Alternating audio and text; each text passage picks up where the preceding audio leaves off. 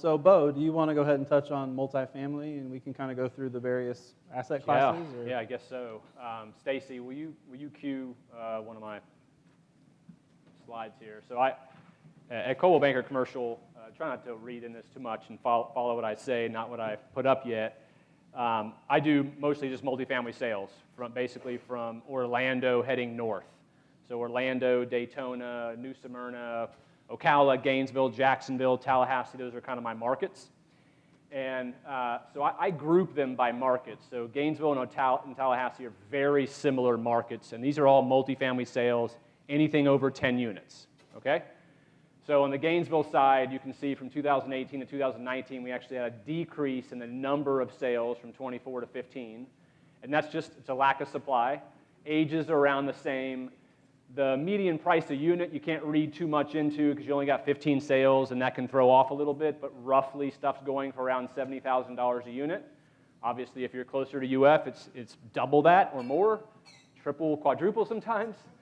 Rents are, 700-ish, 750, and the GRM is a gross rent multiple. That's just how many times an annual rent trades into a price. So if you have an apartment complex that has $100,000 in annual rent and you sell for $1 million, that's a 10 gross rent multiple. So some very interesting, so you can go to the next one if you will. Orlando, Jacksonville. Orlando's the hottest market of all the markets I covered by far. You had 62 sales, which is down from 84 sales last year. You look at they're roughly at $138,000 a unit, double what we are. Their rents are $1,227, which is significantly above ours, and they're trading at a 10.75 multiple. And Jacksonville, while it's about 1 million people, and Orlando's about a 1.9, 2 million people, even though it's a big market, they don't trade much better than we do as far as per unit goes and a lot of their rents.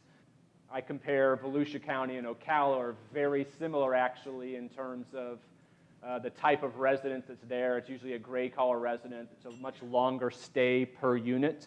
They stay there longer. They don't move as much. Their rents are roughly the same. Their per sale prices, per unit sale prices around the same. The gross rent multiple about the same. But let me sum it up with this, because this is some really interesting information.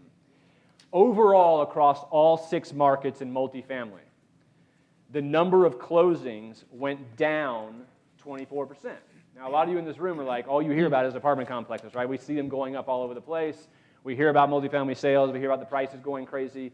But the number of sales has actually gone down, which has now driven up the prices 8.5%. So on average, the median price per unit has gone up 8.5%. And as far as the number of sales that went down, Jacksonville led that. Jacksonville had a 41% decrease in the number of sales. Gainesville went down 38%. In fact, the only one that had an increase in the number of sales was Tallahassee, had a 56% increase, and almost a third of those, actually a little more than a third of those, were student housing sales. So Tallahassee is a few years ahead of us in what I would dub to be probably an overbuilt student housing situation, primarily more than biking distance away. So if you have to, as a student, drive at Tallahassee, if you have to drive to campus, those are the student housing complexes that are selling quite a bit, and a lot of them are converting to what we call market rate or conventional housing, what professionals live in. And then as far as the dollar per unit increase, Jacksonville actually had the biggest increase at 23%, and Orlando went up 20%.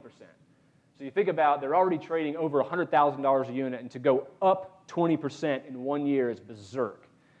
Rents went up about 4%. So if you think about this, the sale prices on apartments have gone up 8.5%, while the rents have only gone up 4%, right? But one of the bigger disparities on the gross rent multiples, which is how much people are paying for apartment complexes per dollar of rent, went up about 8%. So what I mean by that is, let's use a wide example. Orlando, for instance, their gross rent multiple, as I said, was 10.75, right? So a guy who's investing in apartments will pay 10.7 times the actual rent roll. And in Gainesville, we were around, I think, 7.5 or 8. So in Orlando, they are paying 31% more for their apartments for the exact same dollar in rent, just because it's Orlando. Just because it's in Orlando. It's got a bigger economy, it's more commerce, it's more jobs, it's more hope. So it's crazy. And I'll end with the student housing stuff, and then we can probably spin off some of these stats throughout the night. Tallahassee, which is a very comparable market, in population, the number of properties, but they had 3 times the sales volume that we did because of the student housing.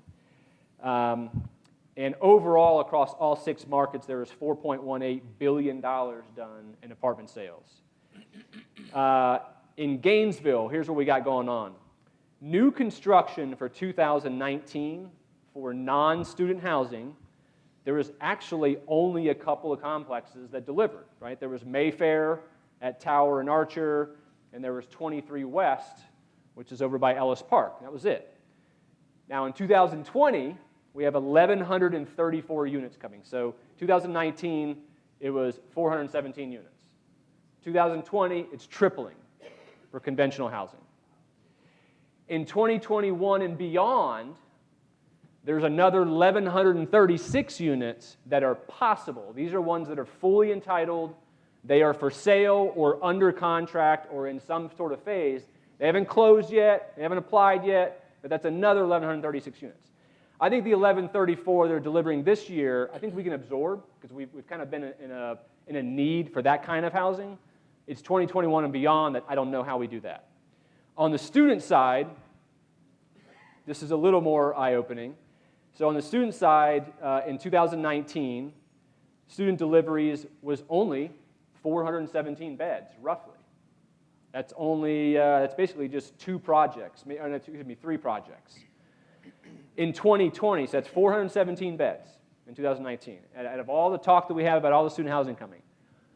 The talk comes from this year, 2020, we have 3,642 beds coming, not planned, coming. Now, will they all actually be delivered? We don't know. Some of these are, at least all of these are planned. Some of them may say, I don't know, like the ones who are not phenomenal locations, walking distance, I'm talking 4 or 5 blocks. If you're not that guy, those other guys may reconsider, right? We'll see. And then in 2021, there's another 1,300 beds that are possible. They're entitled, they're there, they're under contract, or they're in various stages but not closed. John, back to you. There you go. So,